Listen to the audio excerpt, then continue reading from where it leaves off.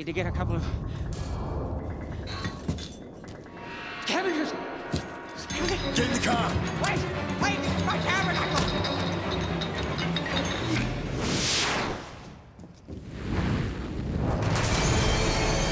Let's go! Get in the car! Come on!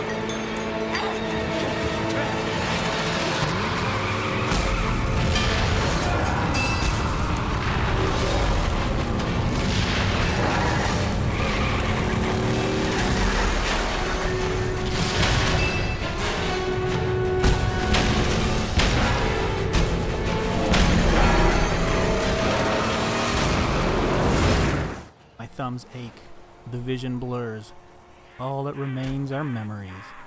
I remember a time of terrible licensed games, rushed development, the wasted opportunities. But most of all, I remember Mad Max the video game and how it saved us. Mad Max is something of an enigma in this new generation of consoles. More often than not, publishers are skipping over the once lucrative avenue of licensed shovelware. I'm looking at you, Nintendo Wii.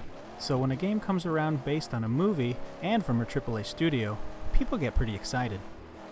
After spending countless hours in the barren waste that is Mad Max, I can safely say that this is probably the best licensed game in the history of licensed games. Look, I know that isn't saying a whole lot, but trust me when I say Mad Max is an excellent open-world game that stands out thanks to its license, not because of it.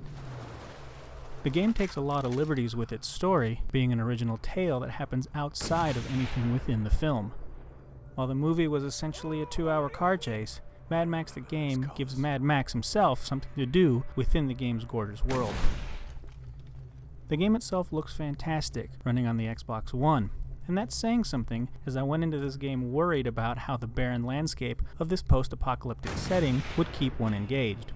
Sure, the game does get a bit samey after countless hours of slogging around, but the developers at Avalanche have done a fantastic job of making the world that you inhabit a character in its own right. Weather patterns in the game will not only shift, but will have a direct impact on how you tackle whatever task you are in the middle of. Things could be fine and dandy one second, when all of a sudden a rogue tornado wreaks havoc on you, tossing you about like a ragdoll. But these weather shifts can also be beneficial, as they will also throw any warboy parties in pursuit all over the place. While not quite as impressive as the big storm scene in the film, these storms that Mad Max the game uses are still pretty epic, and are going to require you to take shelter or risk being torn apart if you stay out in them. Gameplay is also incredibly smooth here, taking heavy cues from the Batman Arkham series of games. This makes a lot of sense as the game's publisher is Warner Bros. Interactive, the same publishers behind the Batman series. While Max is a capable fighter, he is no Dark Knight. The combo system isn't as deep, but you can upgrade new fighting abilities and kill moves as you progress. The parry system works almost identical to Batman, but here you'll get an on-screen button prompt, in the case of the Xbox One, the Y button, every time an enemy is about to land an attack. It's a really easy and simple system, but one that could have used a bit more under the hood. In the end, Max ends up feeling a little bit more like Batman than just a regular dude out in the wasteland. The story itself takes place in the outskirts of Gastown and sees Max lose his interceptor in the game's opening cinematic. Like in each of the films, Max just can't seem to catch a break in this regard. With his ride gone, you find yourself your personal companion in the form of a crazed Blackfinger that guides you along with the promise of building you a new car, the Magnum Opus. This Magnum Opus opens up the game and gives you the drive to go out and take on missions and side jobs for all the Desians of the Wastes.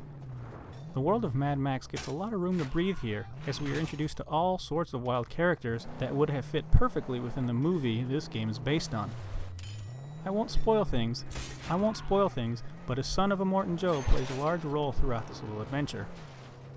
Mad Max is a fantastic ride through the untapped world that is the Mad Max franchise.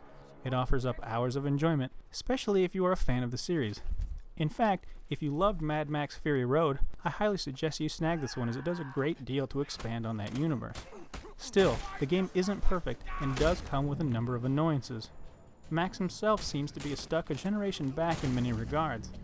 He can really only do one thing at a time when on foot. Want to heal up really quick during a battle? Well, that sucks as Max needs to stop whatever he's doing to take a very slow drink of water to do that. And if you get interrupted in any way, you're out of luck. Same thing goes for running and trying to use your weapon at the same time. More irritating is the Magnum Opus itself. The car is fantastic to drive around and upgrade, but when she's not in battle, she's built like a tank, and when she's in battle, she goes up in flames really quickly.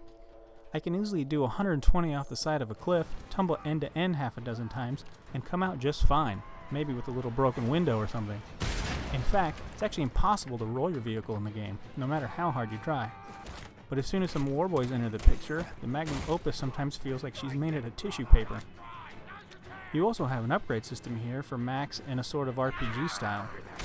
Throughout the world you can cash in these special tokens you earn to a mysterious shaman to upgrade Max, but I rarely ever found myself doing this too much. One time when I went to cash out, I'd managed to rack up 20 tokens. After that upgrade I was pretty much Superman for a long time. Another thing that is sort of lacking are the boss encounters. While you will be liberating a number of locations that are occupied by warboys and other baddies, the major location of each of the game's territories have bosses waiting at the end, much like the way it would happen in Borderlands. These bosses are pretty fun at first, but you'll quickly learn that each boss is just the same guy in a different colored gimp mask and a fancy new hammer. Aside from the one that looks like he just finished playing Splatoon, they are all pretty forgettable. The same goes for the Magnum Opus and her upgrade system. It's really tedious at times and forces you to downgrade your ride to match the needed blueprint for a mission so you can upgrade it again. It makes no sense and kills the entire point of tricking her out in the first place. There was a point where I went over an hour in my souped up ride doing piss all before I found out I had to downgrade her so that I could get into a mission to upgrade her. Still, if you're looking for a well put together sandbox game that makes great use of its license, Mad Max is highly recommended. The game doesn't ask much of you and doesn't bring the gaming world to its knees, but it's great for those looking for some fun in the post-apocalyptic Australia. In the end, Mad Max is still a licensed game, but it's the best damn licensed game you'll probably ever play.